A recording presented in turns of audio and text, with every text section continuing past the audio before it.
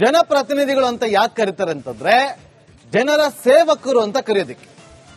ಇವತ್ತು ನಾನು ಜನಸೇವಕ ಅಂತಾನೆ ನನಗೆ ಸೇವೆಯನ್ನ ಮಾಡೋದಕ್ಕೆ ಅವಕಾಶವನ್ನ ಕೊಡಿ ಅಂತೇಳಿ ಕೇಳಿಕೊಂಡು ಮತವನ್ನ ಗಿಟ್ಟಿಸಿಕೊಂಡು ಅದಾದ ಬಳಿಕ ಮಂತ್ರಿಗಿರಿ ಪಟ್ಟವನ್ನ ಗಿಟ್ಟಿಸಿಕೊಂಡ ಬಳಿಕ ಎಲ್ಲೋ ಒಂದ್ ಕಡೆ ಮಂತ್ರಿಗಳ ಒಂದು ಹಾವಭಾವಗಳು ನಡತೆಗಳು ಎಲ್ಲವೂ ಕೂಡ ಬದಲಾಗಿ ಬಿಡುತ್ತಾ ಅನ್ನುವ ಪ್ರಶ್ನೆ ಉದ್ಭವ ಆಗುತ್ತೆ. ಇನ್ನು ಮಾಧ್ಯಮದವರಿಗೆ ಮಿನಿಸ್ಟರ್ಗಳ ಮನೆಗೆ ಎಂಟ್ರಿ ಇಲ್ವಾ ಅನ್ನೋ ಪ್ರಶ್ನೆ. ಶಿಕ್ಷಣ ಸಚಿವರು ಉದ್ದಟತನವನ್ನ ಮೆರೆದಿದ್ದಾರೆ. ಮೀಡಿಯಾದವರನ್ನ ನೋಡಿದ್ರೆ ಯಾಕೆ ಇಷ್ಟು ಉರಿ ಅನ್ನುವ ಪ್ರಶ್ನೆ. ಯಾರ ಮೇಲೆ ಧಮಕಿ ಹಾಕ್ತಿದ್ದಾರೆ ಹಾಗಾದ್ರೆ? ಸಚಿವರಾಗಿರುವಂತಹ ಮಧು ಬಂಗಾರಪ್ಪ ಅವರು, ಅವರ ತಂದೆ ಸಿಎಂ ಆಗಿದ್ದಂತವ್ರು. ಇವತ್ತು ಎಷ್ಟೋ ಜನ ಹಿರಿಯ ರಾಜಕಾರಣಿಗಳು ಬಂಗಾರಪ್ಪ ಅವರು ಹಾಕಿಕೊಟ್ಟಂತ ಹಾದಿಯಲ್ಲಿ ನಡೀತಾ ಇದ್ದಾರೆ. ಆದ್ರೆ ಮಧು ಬಂಗಾರಪ್ಪ ಅವರ ಈ ಒಂದು ನಡತೆ ಯಾಕಿಷ್ಟು ಗರಂ ಆಗ್ತಾರೆ? ಹಾಗಾದ್ರೆ ಪ್ರಶ್ನೆ ಮಾಡೋ ಹಾಗೆ ಇಲ್ವಾ? ಸಚಿವರ ಮನೆ ಬಳಿ ಮಾಧ್ಯಮದವರು ಹೋಗೋ ಹಾಗೆ ಇಲ್ವಾ? ನೋಡಿ ಇಲ್ಲಿ ಯಾವ ರೀತಿಯಾಗಿ ದರ್ಪವನ್ನ ಮೆರಿತಾ ಇದ್ದಾರೆ ಅಂತೇಳಿ. ರಬೀಶ್ ಅಂತ ಬೇರೆ ಕರೀತಾರೆ.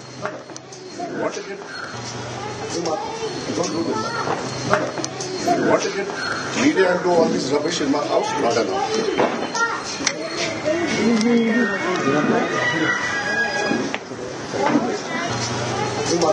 Don't do this. What is it?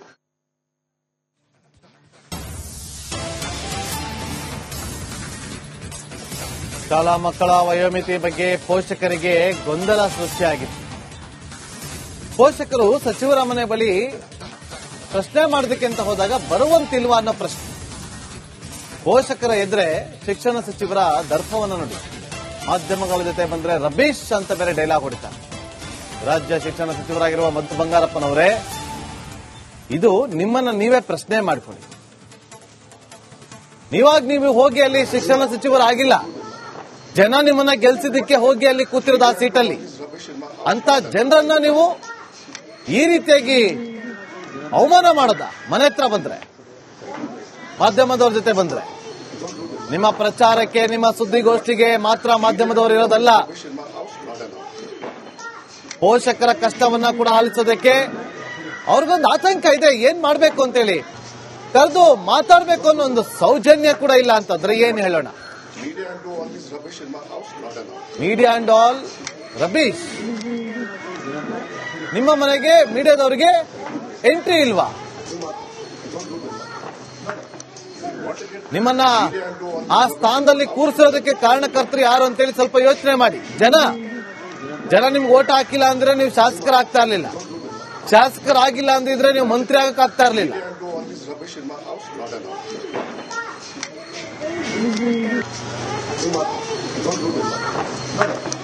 What is it? Media and do all this rubbish in my house? Not enough.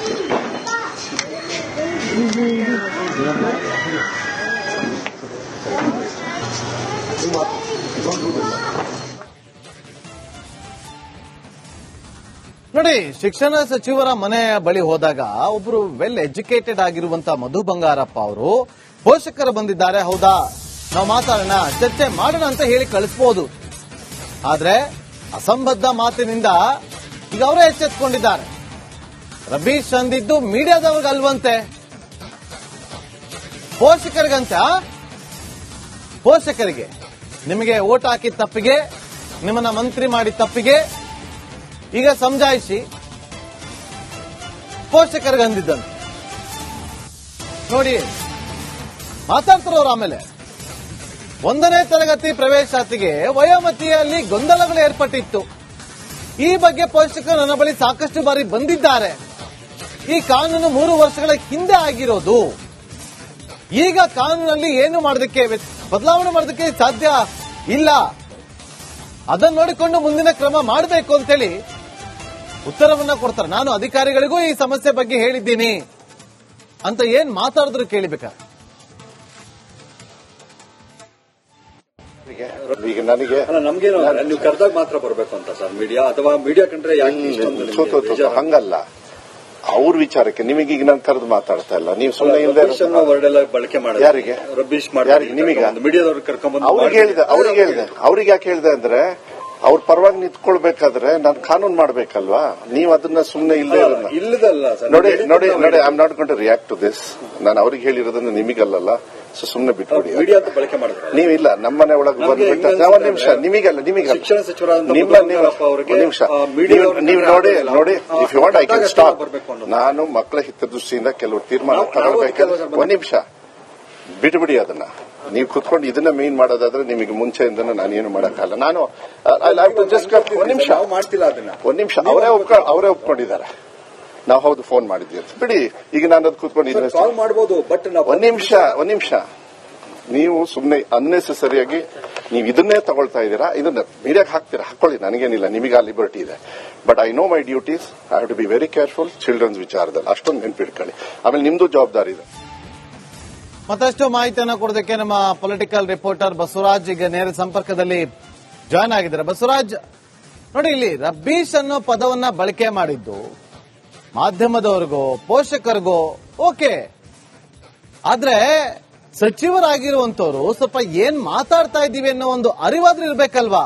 ಈಗ ಮಾಧ್ಯಮದವ್ರಿಗೆಲ್ಲ ಪೋಷಕರಿಗೆ ಅಂದಿದ್ದು ಅಂತೇಳಿ ಸಮಜಾಯಿಷಿಯನ್ನು ಕೊಡೋದಕ್ಕೆ ಮುಂದಾಗ್ತಾರಲ್ಲ, ಯಾಕೆ ಪೋಷಕರನ್ನ ರಬ್ಬೀಶ್ ಅನ್ಬೇಕು? ಯಾಕೆ ಇವರನ್ನ ಪ್ರಶ್ನೆನೇ ಮಾಡಬಾರ್ದಾ?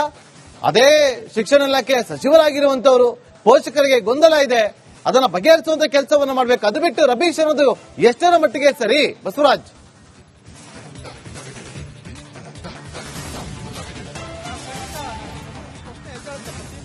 ಮಧು ಬಂಗಾರಪ್ಪನವರ ವಿಚಾರಗಳು ಬಂದಾಗ ಅವರಿಂದ ಒಂದಷ್ಟು ಏನಾದ್ರು ಸ್ಪಷ್ಟನೆ ತಪ್ಪುಗಳಾಗಿದ್ದಾವೆ ಅನ್ನುವಂತ ಒಂದು ವಿಚಾರನ ಪ್ರಸ್ತಾಪ ಮಾಡಿದಾಗ ಈ ತರದ ಹರಿಹಾಯುವಂತ ಪ್ರವೃತ್ತಿ ಈ ಹಿಂದಿನಿಂದನೂ ಬಂದಿರತಕ್ಕಂಥದ್ದು. ಯಾಕಂದ್ರೆ ಮಾಧ್ಯಮದವರು ಪ್ರತಿ ಬಾರಿ ಇಂತಹ ವಿಚಾರಗಳಲ್ಲಿ ಬಯಸ್ಕೊಳ್ತೇವೆ. ಯಾಕಂದ್ರೆ ನಾವು ಜನಪರವಾಗಿ ಕೆಲಸ ಮಾಡುವಂತ ಸಂದರ್ಭದಲ್ಲಿ ಟೀಕೆ ಟಿಪ್ಪಣಿ ಬಂದಾಗ ನಾವು ಅದನ್ನ ಸಹಿಸಿಕೊಳ್ತೇವೆ. ಆದ್ರೆ ಪೋಷಕರು ಒಂದು ಸಮಸ್ಯೆಯನ್ನ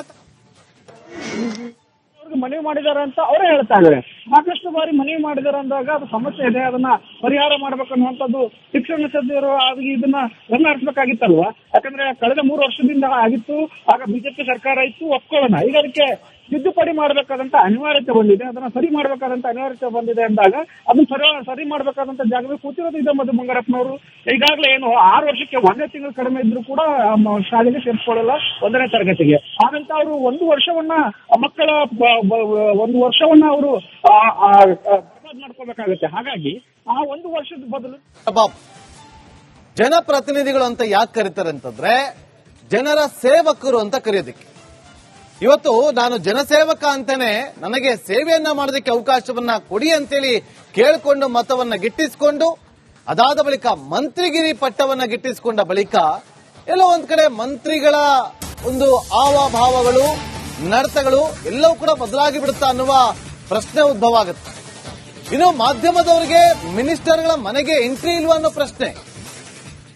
ಶಿಕ್ಷಣ ಸಚಿವರು ಉದ್ದಟತನವನ್ನ ಮೆರೆದಿದ್ದಾರೆ. ಮೀಡಿಯಾದವರನ್ನ ನೋಡಿದ್ರೆ ಯಾಕೆ ಇಷ್ಟು ಉರಿ ಅನ್ನುವ ಪ್ರಶ್ನೆ. ಯಾರ ಮೇಲೆ ಧಮಕಿ ಹಾಕ್ತಿದ್ದಾರೆ? ಹಾಗಾದ್ರೆ ಸಚಿವರಾಗಿರುವಂತ ಮಧು ಬಂಗಾರಪ್ಪ ಅವರು, ಅವರ ತಂದೆ ಸಿಎಂ ಆಗಿದ್ದಂಥವ್ರು. ಇವತ್ತು ಎಷ್ಟೋ ಜನ ಹಿರಿಯ ರಾಜಕಾರಣಿಗಳು ಬಂಗಾರಪ್ಪ ಅವರು ಹಾಕಿಕೊಟ್ಟಂತ ಹಾದಿಯಲ್ಲಿ ನಡೀತಾ ಇದ್ದಾರೆ. ಆದ್ರೆ ಮಧು ಬಂಗಾರಪ್ಪ ಅವರ ಈ ಒಂದು ನಡತೆ ಯಾಕಿಷ್ಟು ಗರಂ ಆಗ್ತಾರೆ? ಹಾಗಾದ್ರೆ ಪ್ರಶ್ನೆ ಮಾಡೋ ಹಾಗೆ ಇಲ್ವಾ? ಸಚಿವರ ಮನೆ ಬಳಿ ಮಾಧ್ಯಮದವರು ಹೋಗೋ ಹಾಗೆ ಇಲ್ವಾ?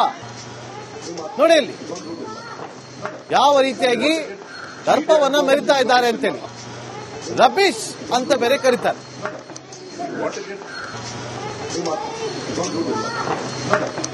What did media do all this rubbish in my house? Not enough.